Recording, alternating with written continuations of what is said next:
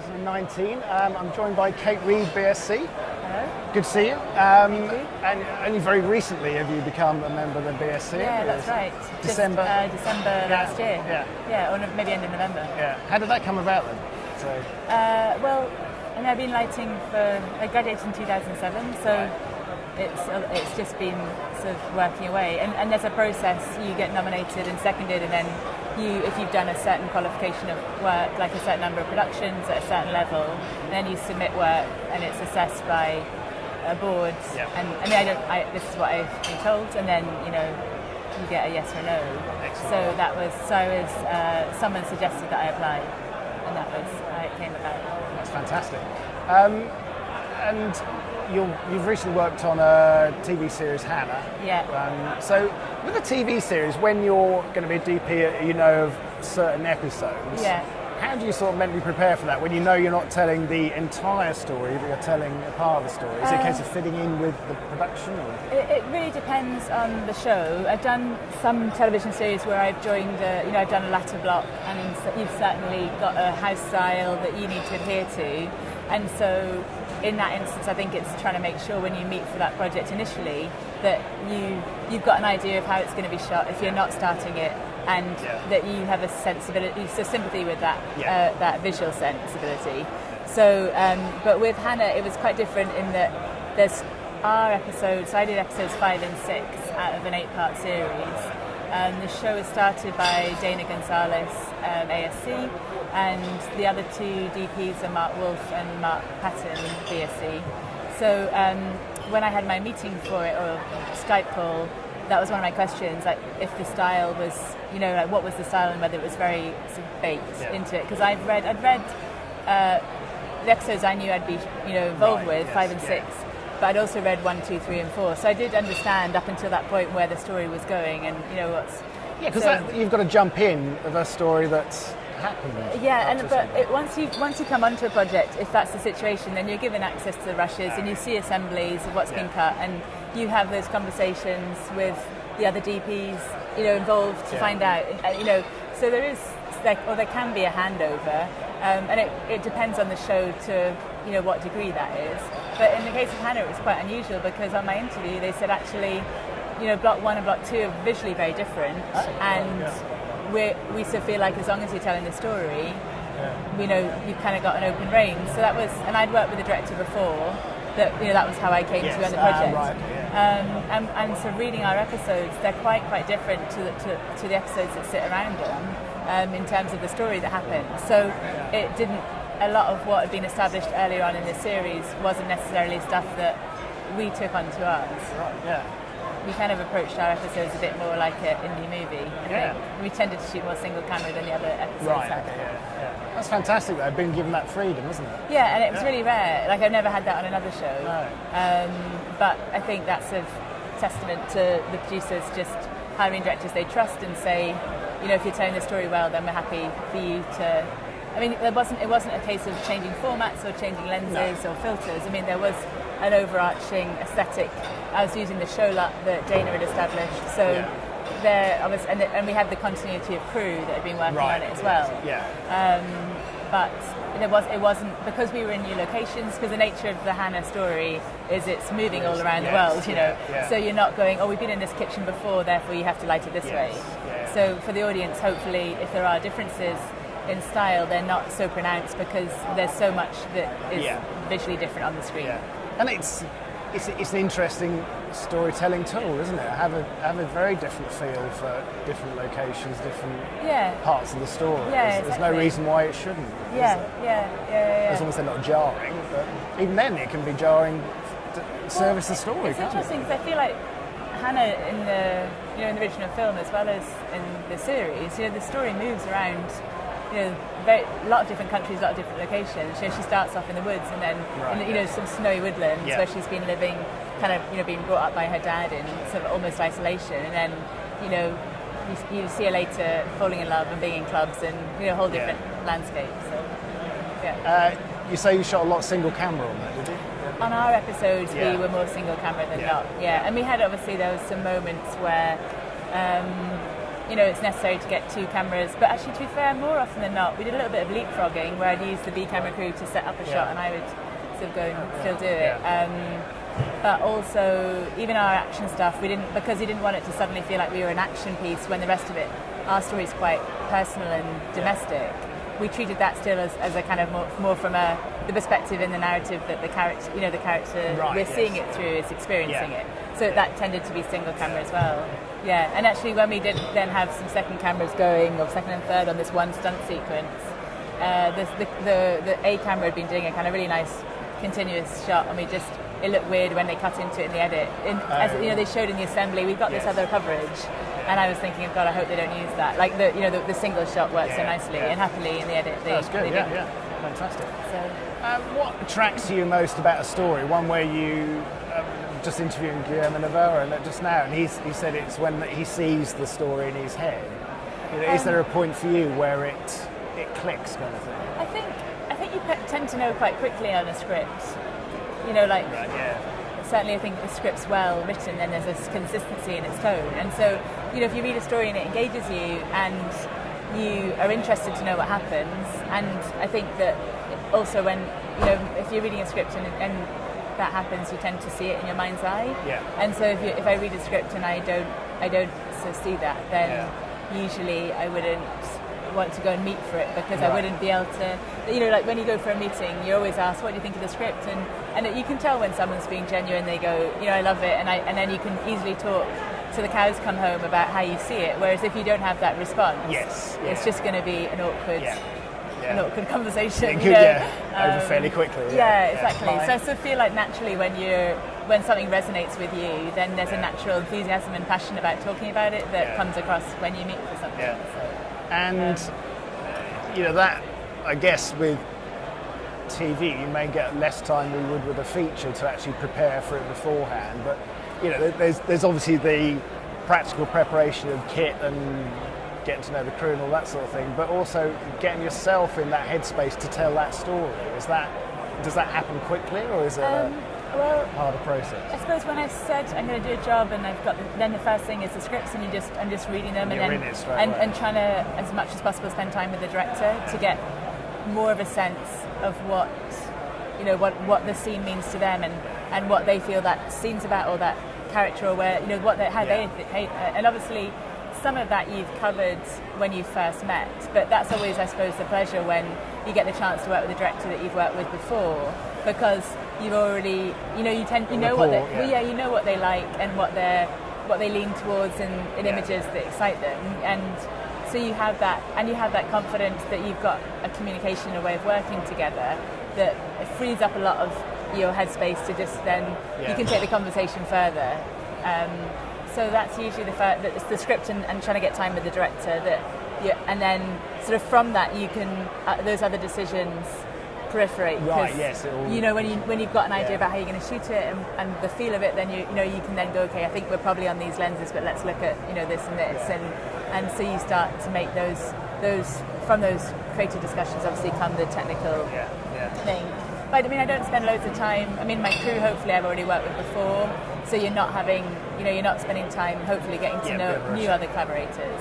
And then a large part of it is, looking at locations, and that's the challenge, I think, sometimes when you get maybe 3 weeks prep on, a television drama where you're shooting 2 blocks, because you're not only trying to get your head around the script, but you're trying to see a number of locations. And a lot of the times scripts can change at last minute, and then your locations do, and some of that prep can end up being slightly, not entirely redundant, but not as focused. And so, I think television is definitely the challenge, because it would be lovely if you had, I think you can't emphasize enough just how useful that prep time is for being able to make, more salient decisions when you're shooting. Is that exciting as well? The prep side. Having to make those decisions quickly and... well, I think when you make you don't, sometimes you can have too much time where you get too much, you probably, when you have a decision that comes to mind, you'll have a reflex response, so it's probably those lenses, or it's that. Yeah. And so sometimes if you have too long, then you have the opportunity to overthink things and make it really complicated. Whereas I think television does in that way force your hand to be, you walk into a location, you're going to shoot, and it's maybe not even a choice of the location, it's this is your location. So you're just very quickly going, okay, well, this is what we need to, get the wheels in motion because we're shooting here in 3 days' time or something. So that's the decision made. Yeah, exactly. So what do you enjoy most of the process when you're actually telling a story? Which aspects of it? Is the intimate aspects or the bigger action-led scenes? I think probably I really enjoy. I enjoy it when you're watching an amazing performance. I like to operate, and especially if it's handheld, and it's really incredible if you work with the director and an artist, and there's that conversation about how they're going to move, or they're doing a performance and you're just responding to it, and that's probably and when you have ideas that just come up organically on set, and you go, let's just try that, and probably actually some of my favourite moments from things that we shot in Hannah evolved from a kind of grain of an idea where the director had sort of given something quite vague, but we knew that we'd find it in the environment we had, So then, and it was just, I think at this particular point, in a quite small caravan with me, Esme, who plays Hannah, and the focus puller and Amy, sort of all squashed in, and we had this big, huge big crew, and at that point, it's quite a small number of people that are sort of immediate thing that's kind of shaping what's being shot. And so I always think those moments when they occur are really precious, and that's like a really amazing part of the job. But equally, it's great as a cinematographer to get the chance to do things that you've not done before. So although most importantly I want to tell stories that I enjoy and I think are important and that you can be proud of going out into the world, the stuff, the action stuff we did on Hannah was great because I'd never, shot out of helicopters, and that's a whole new, it's a whole new sort of experience and skills that you need to suddenly go, okay, let's kind of find out what we need to do here. So I think variety, that's... I guess, and getting to travel, that's always fun.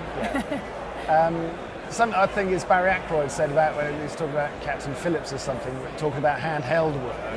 He was saying it's almost like jazz. When it goes right, you key off what someone else has done and the performance of that actor. So I can see that as being a really rewarding.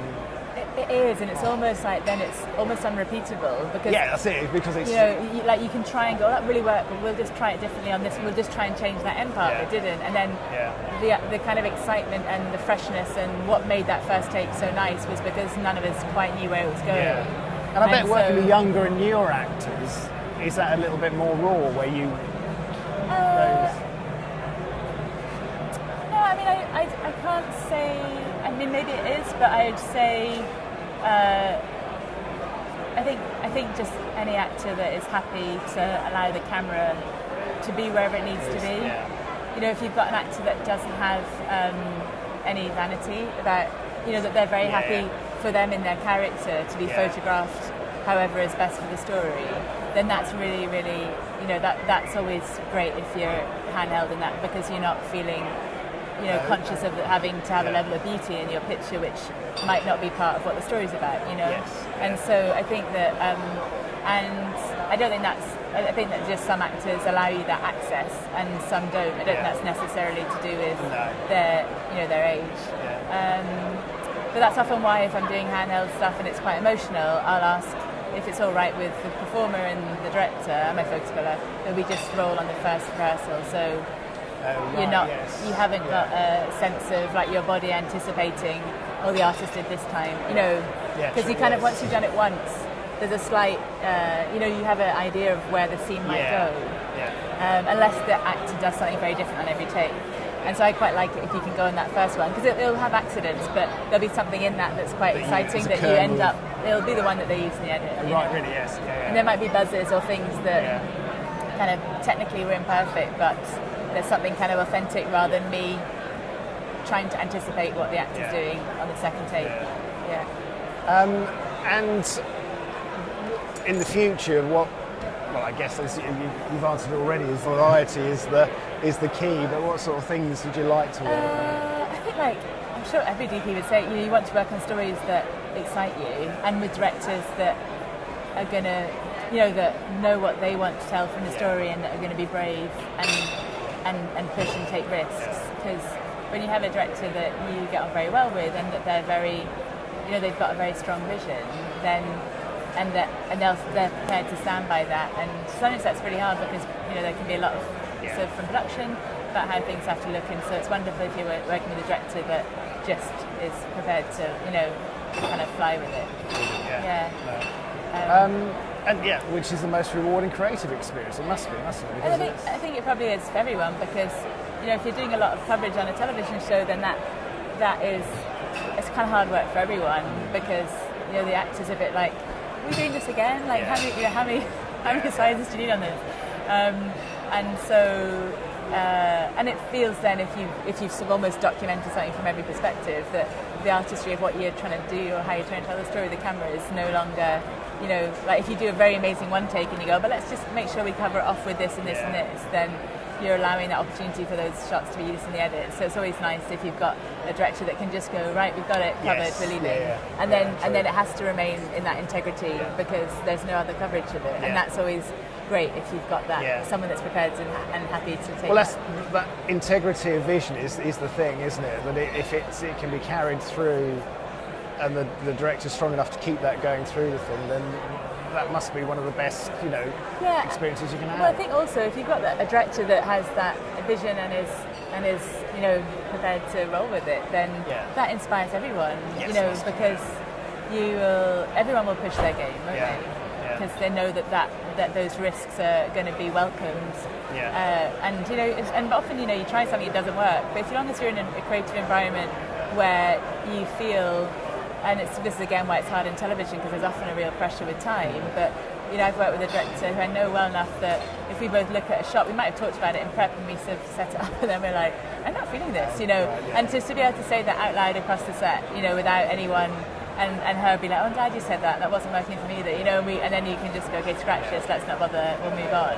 And that's the best kind of working relationship, because you can just speak freely without a fear of that someone's going to be made wrong, or that. So I think that's what encourages creativity, when everyone on set feels they can bring their piece. Because certainly, your crew are great, and they're just always trying to help make my life easier, and they suggest lots of little things that, whether it's just, that this, you can do that with this piece of an album, oh no, I didn't, that's great, and so sometimes it can be technical stuff, or just a way of making sure that you can get into position to continue the move, in a way that you didn't think you could. So I think if everyone feels like they can contribute, then it gets the best outcome. Fantastic. When is Hannah going to be released, actually? It is coming out in March on Amazon Prime, but they're trailing the first episode of the series for 24 hours after the Super Bowl. So they're doing a kind of that sort of push on the first step, but the series is all available. And you've done episodes 5 and 6. I did 5 and 6 out of 8. So it's 4 DPs. Fantastic. With Amy Neal, who's the director that I work with on my episode. Fantastic. Well, thanks for spending time to talk to us. No, my pleasure. Great to meet you. And we'd like to keep up with your next projects. By all means, keep hearing what's going on. Brilliant. Okay, thank you.